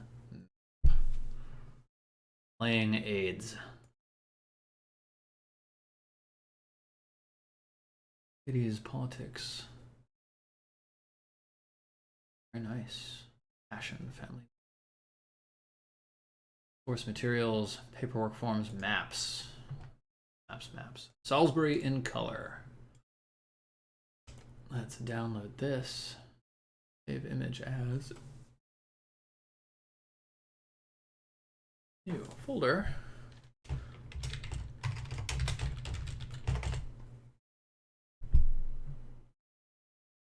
There. Go in folder, bring that over here, drop that right in there.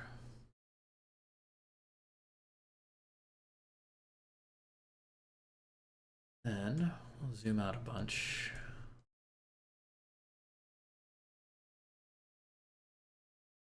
Make that larger. And then, let's see, advanced is drawing there, map layer. And then we're going to do this.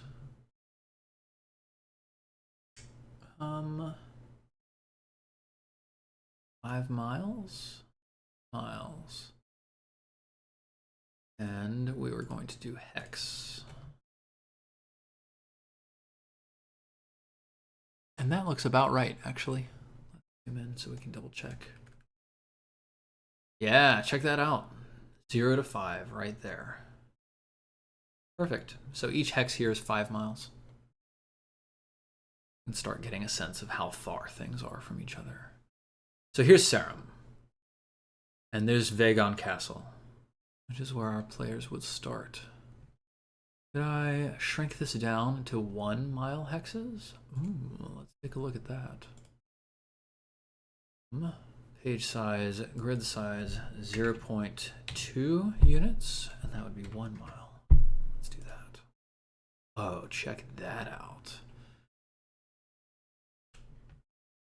1, 2, 3, 4, 5. Yep, perfect. Beautiful, beautiful, beautiful.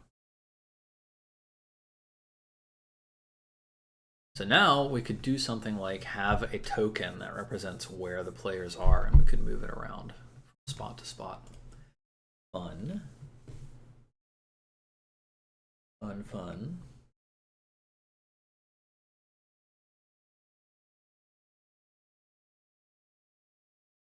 Good. And then, how about other playing aids? Written to the wall. Map of Britain itself. Region. Malahote. Salisbury, Western, Eastern. Lindsay, others. Camelot.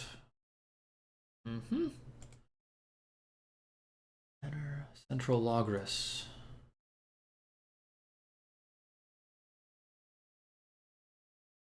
City maps.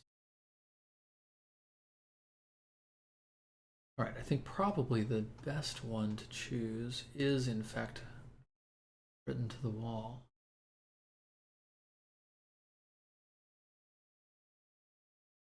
Just so that we have a view of this area.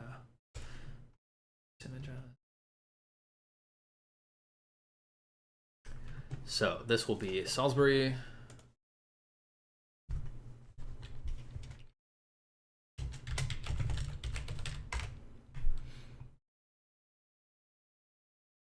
Page. Britain.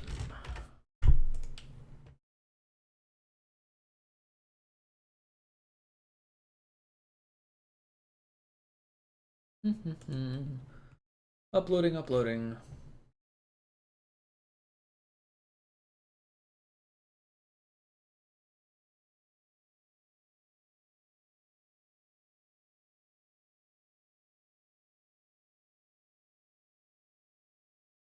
Three, 4, 5, 6, 7, 8, 9, 10 by 1, 2, 3, 4, 5, 6, 14, I believe.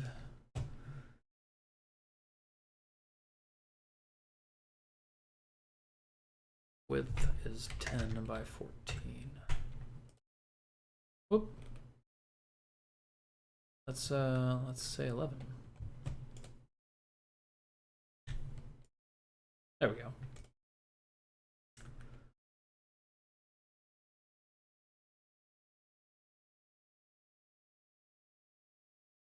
Now we can see where all of the things are in relation to each other. And again, this is a drawing layer, map layer there. Very nice.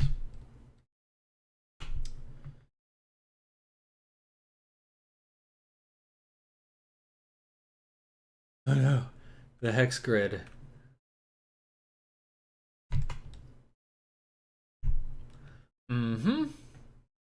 Very good, so that's good. Now we have maps of Salisbury and Britain.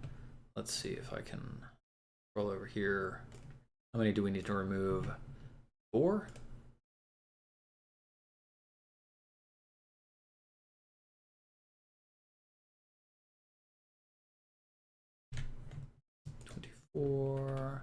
That looks pretty dang good, doesn't it? Yes, it does. 24 by what? 20? Not quite. 16? Also not quite. 18. 17.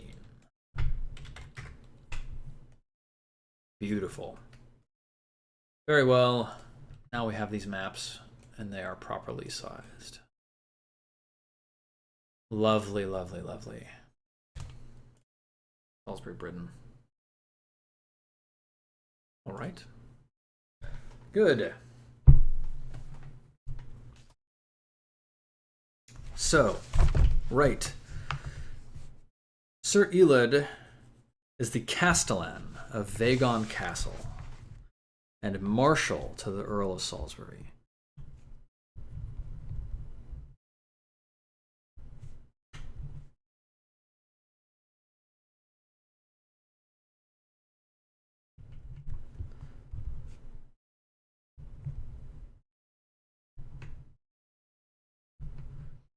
So let's find out what all of those mean.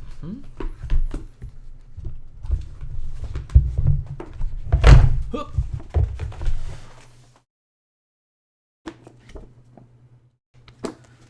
It's not this one.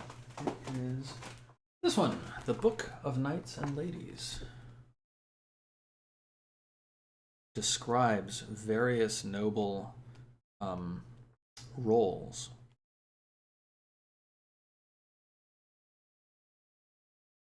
Ah, here we are. So, he's the Marshal and Castellan. The Marshal. The Castellan is a knight who oversees a specific castle as its garrison commander. So, Sir Eled, he garrisons the castle of Vagon, decides who will be staying there. So I think I would like to actually write this down. Let's do this. Who are these people? Open office. Oh wow, you have a mild irrational fear of tessellating hexagons.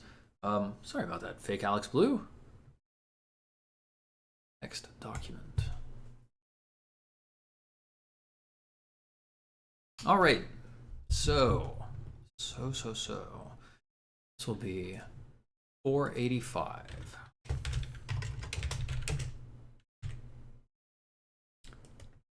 Next, King Arthur Legend, year 485. Go back to Ariel. Vagon Castle. So, NPCs. Sir Elad, F.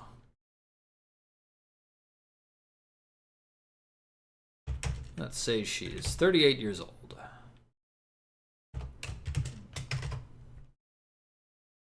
Castellan of Vagon, responsible for garrisoning it.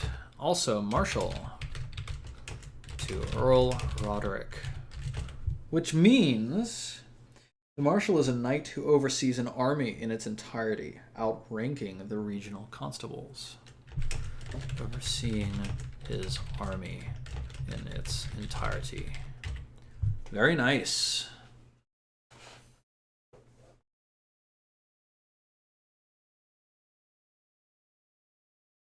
Saragon 931, odd question. Anywhere other than Drive-Thru RPG to get Pendragon physical books, especially in Canada?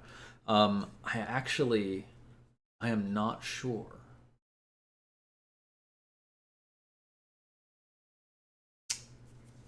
Yes, Castellan of Vagon, responsible for garrisoning it. Marshal to Earl Roderick. So, Sir Eled is a woman. Let's think. Like, what's a strong physical attribute that she could have?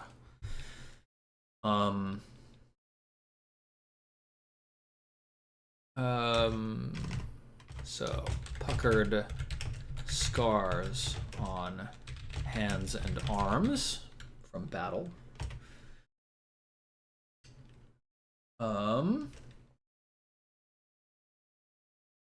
She's probably like no nonsense.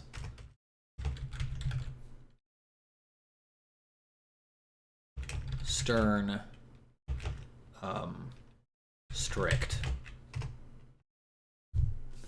And then let's think about the third thing. I mean, certainly she is loyal to Earl Roderick.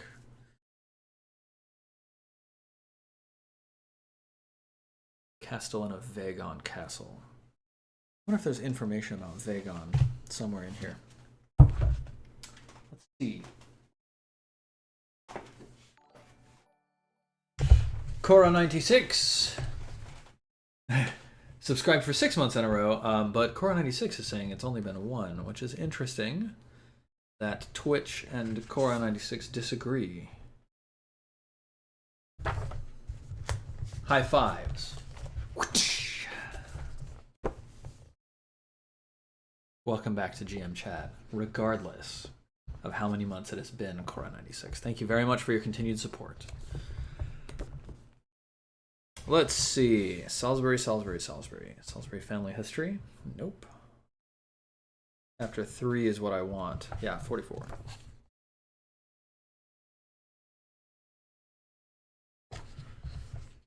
This is family history through the years, which I don't particularly care about. For a living family. Family. Their age family. County, city of Sarum. Surrounding counties, the Knights. Sir Eled, glory, 6189. Damn.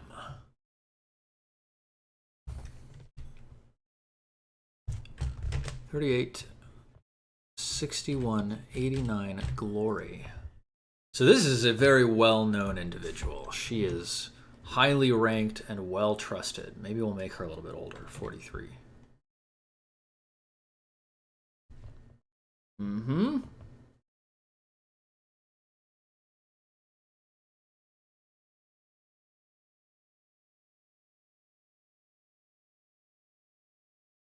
Yeah, there are a couple of other local knights that our knights know and admire. Sir Eled, Sir Highwell, the banneret of West Lavington, who holds many manors which he inherited from his father. He has only a young daughter, and since his wife died at her birth, and he refuses to remarry, his daughter will inherit great wealth. Sir Amig of Tillshead, an older man scarred and with a noticeable limp. Sir Amig is a veteran of many battles. He is just granted castellanship over Tillshead, built to defend the county against the witches and monsters of the nearby forests. And then Sir Jaradan, skilled and ambitious young knight. He's the best swordsman at court. Sword skill in 22. Very cool. Interesting. So let's read up a little bit about Vagon Castle here. That's the one that we want to find out more about. Vagon Castle sits about 1 day's ride from Sarum. It is a reinforced motte and bailey. Vagon Castle. Reinforced motte and bailey. Surely there's more information about that back in here somewhere. What that means is that there's a big hill that usually has a hall on it, and then a wall around that hill.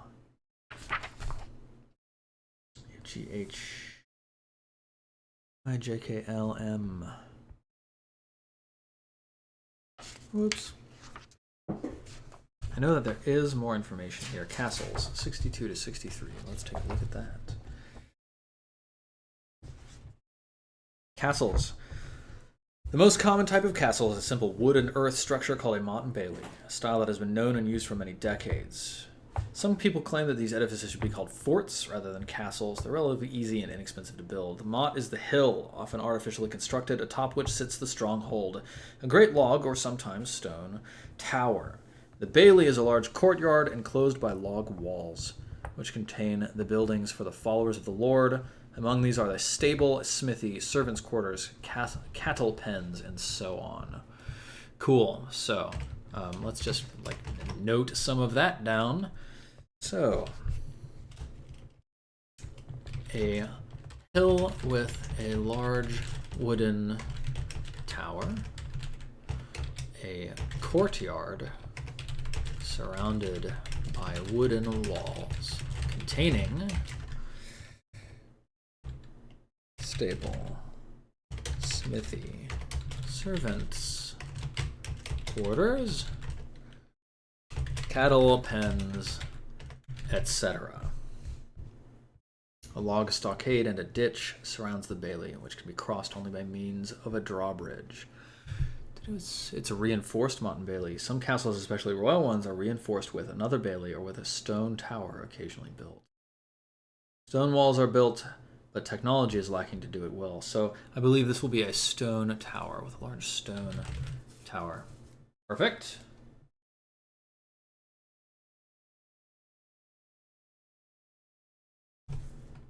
Yeah. Let's see.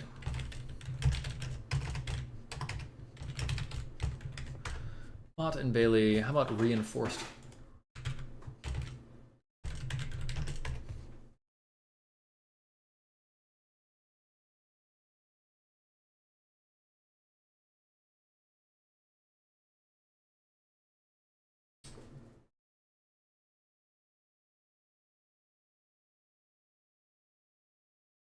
I'd like to find a good piece of art to use. Let's view that image. Other ones. Cool, cool.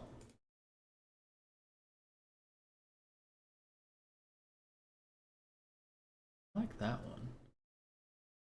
View that.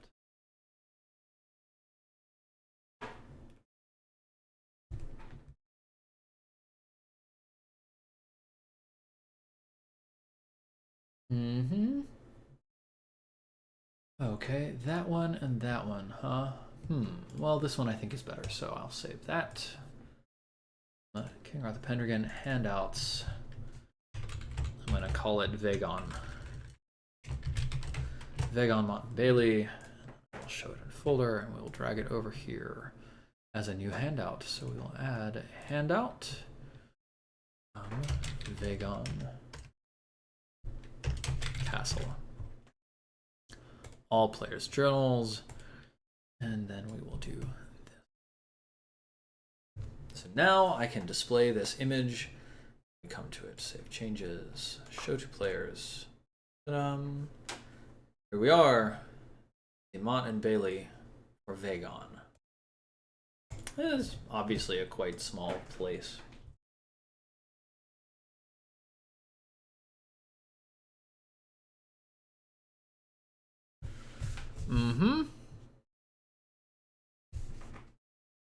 Okay, very interesting. So let's go back to our friend Sir Elid. Market scars on hands and arms, no nonsense, stern, strict.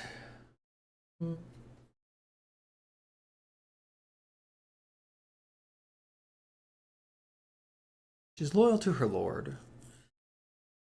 She's suspicious of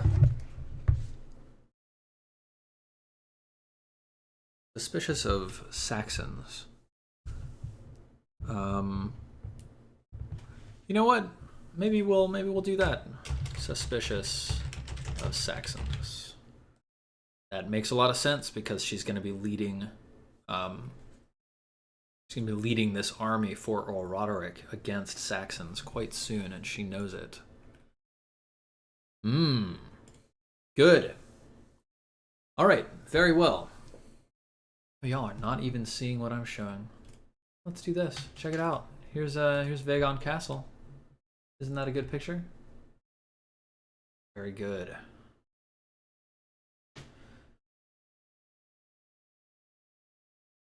Perfect.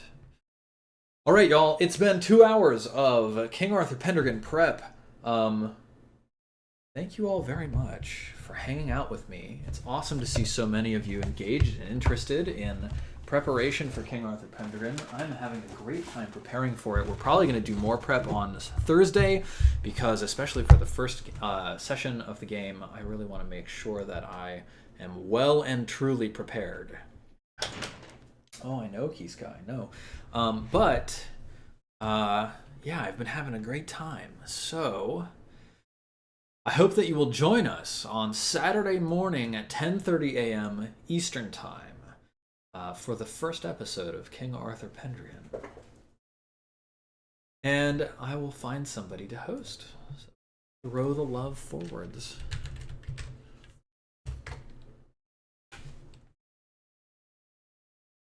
I think we've got some good ideas for what's going to happen in our first game. So let's see. Well, I'm going to have to host Caitlin because she's on and playing Overwatch. So I hope that you will all go send some silent love in her chat. And I hope that you all take care of yourselves and rest well through this stressful election. So, thank you all. I hope you have a wonderful night, and I will see you later.